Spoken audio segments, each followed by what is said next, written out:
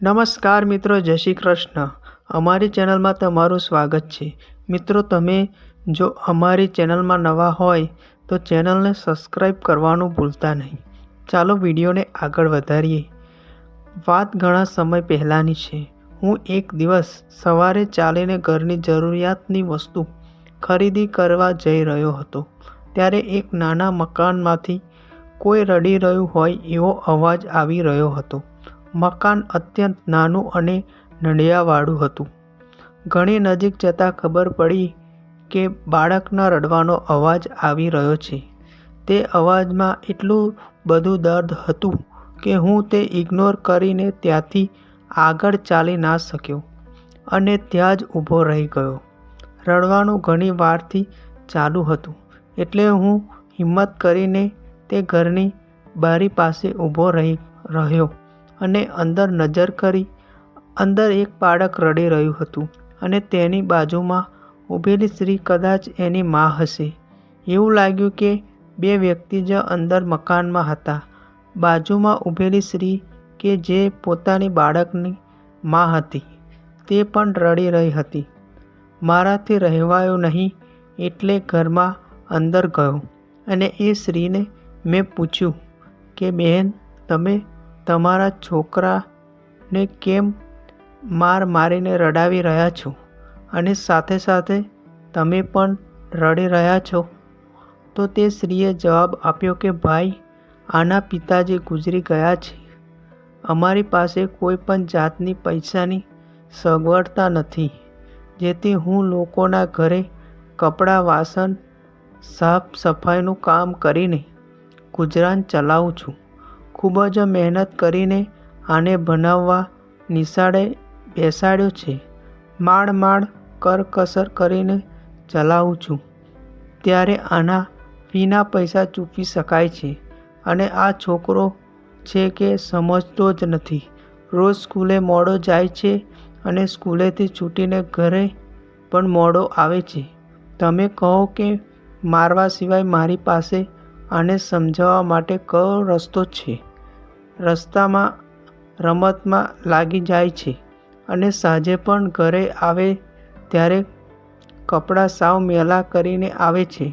મેં છોકરાને અને તેની માતાને થોડું આશ્વાસન આપ્યું અને સમજાવ્યું. પછી હું તો મારા કામે નીકળી ગયો. આ વાત રાત્રે સૂતા પણ મારા મગજમાં ચાલતી હતી કે એકનો એક બાપ વગરનો દીકરો આવું વર્તન કરે છે તો પછી મા પણ બીજું શું કરે?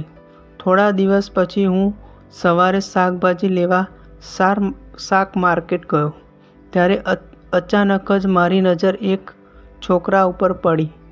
તે છોકરો શાકની મોટી ભારી લઈને મજૂરો જતા હતા તેમાંથી જે શાક નીચે પડી જતું તે વીણતો હતો. એટલે મેં નજીક જઈને જોયું તો આ એ જ છોકરો હતો જે રોજ તેની માતાના હાથનો માર ખાતો હતો અને રડતો હતો. આ જોઈને મને પણ કુતૂહલ થવા લાગ્યું કે આખરે વાત શું છે. હવે જાણવું જ પડશે. એટલે હું ખબર ન પડે તે રીતે છાનો માનો તે છોકરાની પાછળ ચાલવા લાગ્યો, જેની પાસે રહેલી મોટી થેલી જે આવા શાકથી ભરાઈ ગઈ. એટલે થોડે દૂર જઈને એક દુકાનની પાસે આવેલી ફૂટપાથ પર શાક અલગ કરીને વેચવા લાગ્યો. દુકાન કરતાં સસ્તા ભાવે વેચતો હોવાથી તેનું શાક ઝડપથી વેચાઈ ગયું. છોકરો શાક વેચીને નવરો થઈને ઊભો થઈને થોડે દૂર એક કપડાવાળાની દુકાનમાં ગયો. શાકમાંથી જે પૈસા મળ્યા હતા એ દુકાનદારને ત્યાં રાખેલી પોતાની ચોપડાની થેલી લઈને નિશાળે ગયો. રસ્તામાં તેનું મોઢું ધૂળને પરસેવાવાળું થઈ ગયું હતું, જે ધોઈ નાખ્યું. નિશાળે પહોંચ્યો ત્યારે 1 કલાક મોડું થઈ ગયું. જ્યાં તેની શિક્ષકે તેને સજા રૂપે 4-5 ફટકા લગાવી દીધા. ત્યારે મારાથી રહેવાયું નહીં અને તેના શિક્ષક પાસે પહોંચીને રોક્યા. ત્યારે શિક્ષકે મને કહ્યું કે આ છોકરો રોજ આવી રીતે મોડો આવે છે અને રોજ મારા હાથનો માર ખાય છે, પણ કંઈ સમજતો નથી. તેના ઘરે પણ મેં 2-3 વાર જાણ કરી છે. છોકરો માર ખાધા પછી બેસીને ભણવા માંડ્યો. મેં તેના શિક્ષકનો મોબાઈલ નંબર લીધો અને ઘરે આવી ગયો. ત્યારબાદ આવ્યું કે હું તો શાકભાજી લેવા ગયો હતો અને કંઈ પણ લીધા વગર ઘરે જ પાછો આવી ગયો. એ માસૂમ છોકરો એ સાંજે ઘરે આવીને પાછો માના હાથનો માર ખાધો. બીજા દિવસે સવારે જાગ્યો ત્યારે પહેલાં મેં શિક્ષકને ફોન કર્યો અને કહ્યું કે તમે અત્યારે ને અત્યારે શાક માર્કેટ પહોંચો, હું ત્યાં હમણાં જ આવું છું.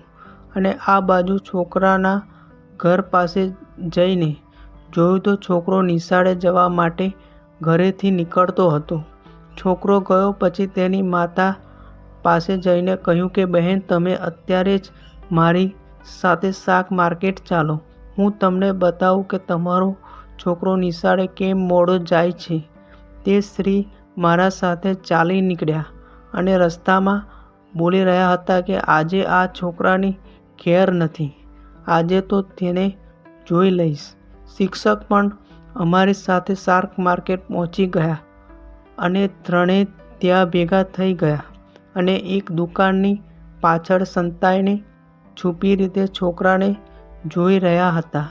રોજની જેમ આજે પણ એ છોકરો શાક માર્કેટની ભીડમાં હેરાન થતાં પડી ગયેલું શાક વીણીને થેલો ભરી લીધો અને થોડે દૂર જઈ બધું શાક છૂટું પાડીને વેચવા લાગ્યો.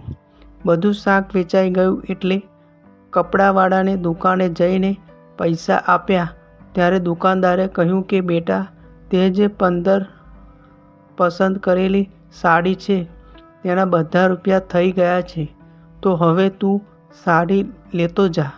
છોકરાએ સાડી લઈને ચોપડાની થેલીમાં મૂકી દીધી. આ જોઈને બાળકની માતા ધુસકે રડવા માંડી અને શિક્ષક પણ ભાવુક થઈ ગયા કે અત્યાર સુધી આપણે મારતા હતા એ છોકરો ક્યારેય ફરવા કે ઇતર પ્રવૃત્તિમાં મશહૂર નહોતો, પણ આવી રીતે મહેનત કરીને પૈસો કમાતો હતો.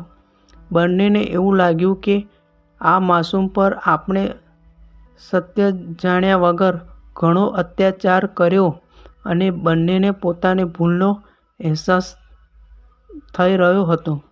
નિશાળનો સમય થઈ ગયો હોય. શિક્ષક પોતાનું સ્કૂટર લઈને નિશાળે ચાલ્યા ગયા અને તેની માતા રડતી પોતાના ઘરે ચાલી ગઈ.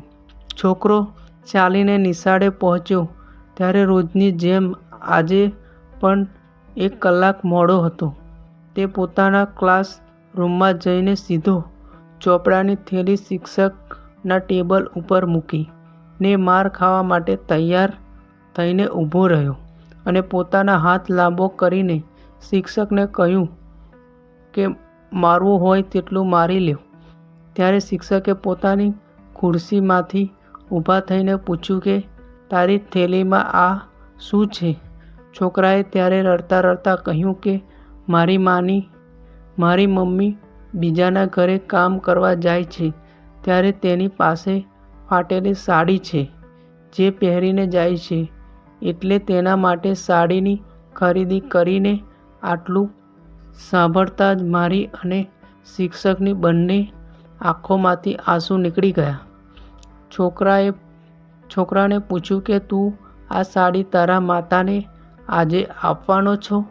ત્યારે ના પાડતા કહ્યું કે હું નિશાળેથી ઘરે છૂટીને પણ કામ કરીને થોડા પૈસા બચાવું છું, જેમાંથી એક દરજીને ત્યાં બ્લાઉઝ અને ચણિયો બનાવવા દીધો છે. તેના પૈસા પૂરા થાય એટલે મને આપશે, પછી હું માતાને આપીશ. હું અને શિક્ષક પણ રોતા વિચાર કરી રહ્યા હતા કે ક્યાં સુધી આપણા સમાજમાં ગરીબની સાથે આવું થશે, ક્યાં સુધી તહેવાર આવતો હોય તો બીજાનું જોવા સિવાય કોઈ સુખ મળશે જ નહીં. શું ઉપરવાળાએ પણ આવા ગરીબ લોકોને કોઈ હક નથી આપ્યો? કે શું આપણે આવતા બધા તહેવારમાં વાપરવાના પૈસામાંથી અમુક ભાગ આવા ગરીબો લોકો માટે કેમ નથી રાખતા? તમે પણ નિરાંતે આ વાત વિચારજો અને હવે પછીના તહેવારમાં આપણા આ ગરીબ લોકો માટે થોડી સદ્ભાવના રાખશો. અને હા, જો આપણાથી થઈ શકે તો લેખ બીજા લોકોને અવશ્ય મોકલશો, જેથી ગરીબ બેસહારા લોકોના જીવનમાં ક્યારેક ને ક્યારેકથી ખુશી મળી જાય અને આ લેખ કોઈ ગરીબની ખુશીનું કારણ બની જાય. મિત્રો, આવી નવી સ્ટોરી વિડીયોને લાઈક કરીને ચેનલને સબસ્ક્રાઈબ કરી લેજો. પછી મળીશું એક નવા વિડીયો સાથે. નમસ્કાર.